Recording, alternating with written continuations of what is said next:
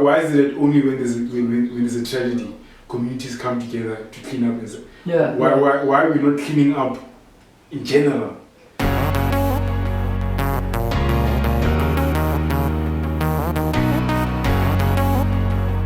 I think we've really covered a lot in terms of the riots. We want to talk about the riots, but it goes far deeper than just rioting and looting and poverty and whatever the case is, bro. Yeah. You know, there's a lot that goes into this.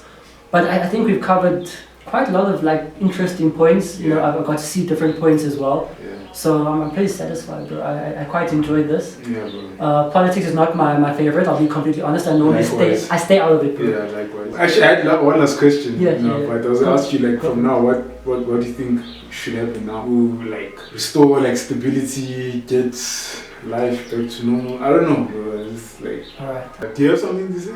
Yeah, it's time to look at the smaller guys that haven't been hit. There's a lot of local business. Yes.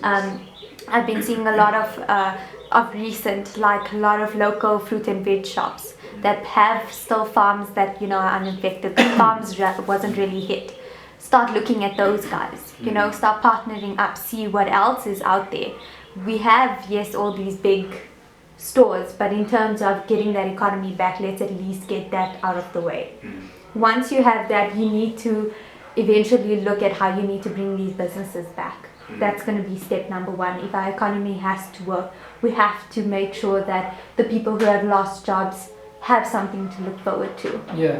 It's definitely going to be a hard one, but in terms of the economy, we have to have those people. Otherwise, they fall back into the streak of poverty, and who knows, this might happen again. Yeah. You know, let another event. Something's always happening in South Africa. So you're going to come 8 months down the line, someone else is going to be arrested, and then we're going to be in the same situation. So for me, that's the ultimate.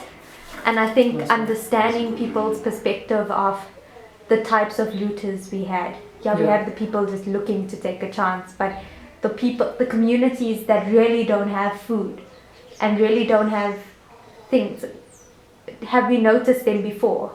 Has there been things that you've done for them? I mean, government really needs to do a cleanup of what can they do better in terms of their communities. Yeah. So for me, that's number one. Look at your local businesses, look at how you can restore the jobs. And that means also as well, credit facilities need to become more available. Besides credit facilities, you cannot bring insurance up in this type of economy at all. Yeah, people can't. You know, insurance works on the probability of an event.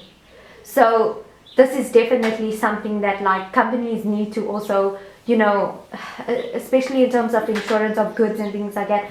There was a lot of companies that weren't insured because it's too expensive.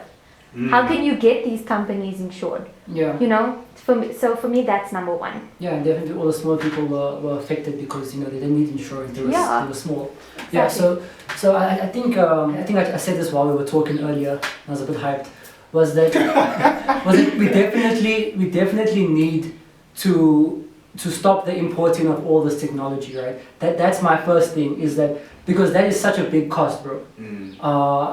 The cost of our vehicles that we're importing, bro, is ridiculous. We're importing such crazy, you know, vehicles, bro. We can now afford these luxury cars that people are driving in America, right? As a third world country, which makes no fucking sense, bro. Why are we driving such fancy cars when, like, our neighbor is suffering, bro? It makes sense, yeah. I mean, look at Sentin and Alex. Exactly, bro. That one strip between them. Right. So then the one thing I think we can do as a phase one is we need to prioritize our imports. Yeah. We cannot be importing expensive vehicles. We cannot be importing expensive technologies, bro. I mean, iPhone 12s. What's it? 24,000, 22,000 for one phone, bro. A phone, bro. People don't even have a you can buy a tablet for $1,000, bro. One iPhone costs 12,000. So imagine I'm talking 20,000, bro. That's 20 kids you can give a tablet to learn something, bro. Yeah. So definitely I'll start with that sector, which I always feel is just, it's ridiculous. Yeah. All that technology gives you blinkers, bro. Like, you know, the stuff that was, it gives you blinkers to what's actually happening around you, because you're so focused now on buying the latest phone, seeing what's on social media, thinking you're living that life. Whereas you're not. That's not the life that we in. We're not in that life. Yeah. we're in a whole different world, bro. Yeah. And that's why I think that whole technology sector needs to come to a halt along with transport. You need to completely fix the whole transport sector, bro. And by doing so, you will also enable more jobs through the transport sector and technology. You force people to create their own vehicles. Yeah.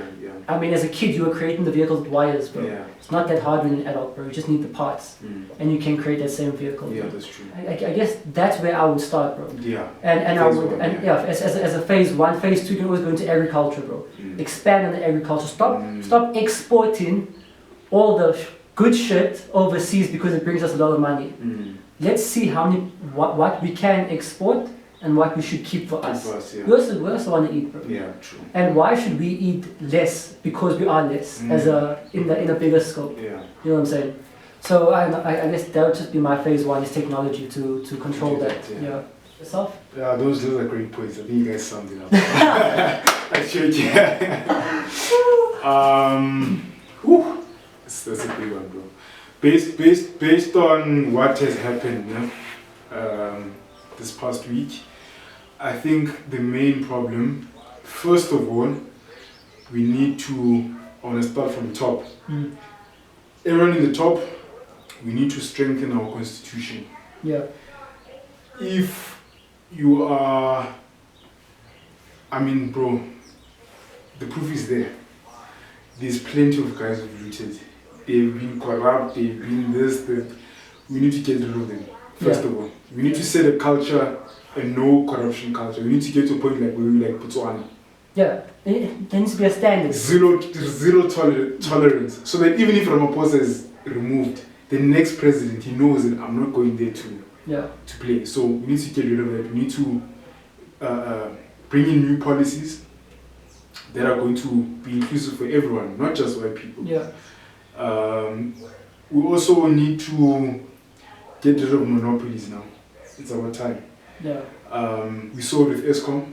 There was a whole announcement that now these people can be private, people can generate electricity privately because of the load shedding. Yeah. We have these huge guys, your Tiger Brands, your RCL Foods, your Pioneer Foods, your ShopRite, your Micros. It's our time now. We break that chain. It's not fair if, let's say, us three, we want to start a supermarket. We have to compete with Pick n Pay, who's been in business for how many years? So many years, yeah. You understand? So obviously, if they see us as a threat, what they'll do is they'll drop prices or whatever.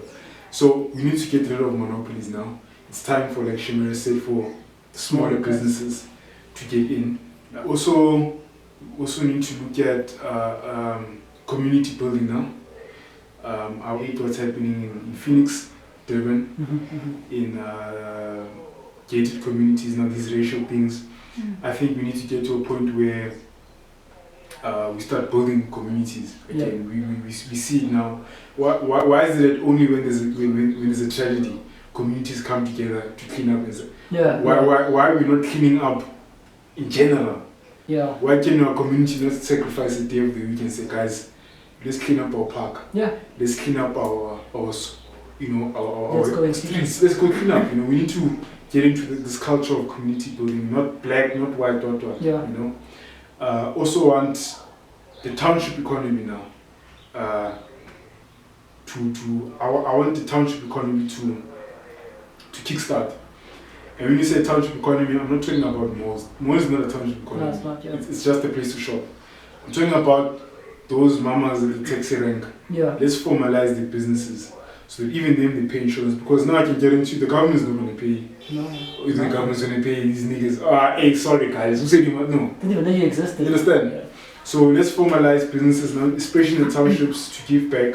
And when I say townships, people say township, they always think square too. No. Yeah. A township is an impoverished area. Yeah. There's impoverished areas in Lens, you know that. Yeah. There's impoverished areas in Drively. Every single township, every single business must be formalized now. We need to get rid of these monopolies. I'm personally tired of and when I say blatantly, I'm tired of white people taking everything personally. So we need to work hand in hand with government to ensure that the marginalized people, colours, blacks and Indians, they get preferential treatment now. Yeah. to kickstart everything. Then all these other things, they sort themselves out, you know. Yeah. What you said and what Shemere said, so we need to fix these things now. Otherwise, we're going to have another. I think this time is going to be, the next one is going to be even more violent. Yeah, when definitely. you and I go to the streets now and. Yeah, I'm ready. Yeah. So yeah. And I think to that point, bro, like you said, just also shout out to like, you know, the communities that help, bro. Yes. You know, in terms of also helping each other. Yeah. And also the guys who are protecting the communities, bro. True. I was 100% impressed with that, bro. Yeah. Like nothing impressed me more than seeing people stand together, even though they're shooting at the other people, right? Yeah. The fact that they stood together to save a community. Yeah. I mean, I was blown away, bro. Even I was ready. I was like, Shemere, I need to go. I can't sit like this. If I'm be working, when I need to go be protecting some community, any community, I just want to go there. And protect. You know, and protect. And that's the thing is, so, you know, like, I think the big shout out to everyone who was part of, you know, that whole protecting and serving. Yes, you know, true. Should be done for today. I hope you guys enjoyed this long ass episodes. What's your thoughts? You know, it's quite controversial. Everyone has different views. Yes, everyone experienced different you know, sort of outcomes from the riots, and in terms of a racial perspective as well. Everyone has a different sort of view. So let us know. Drop a comment. Don't forget to subscribe.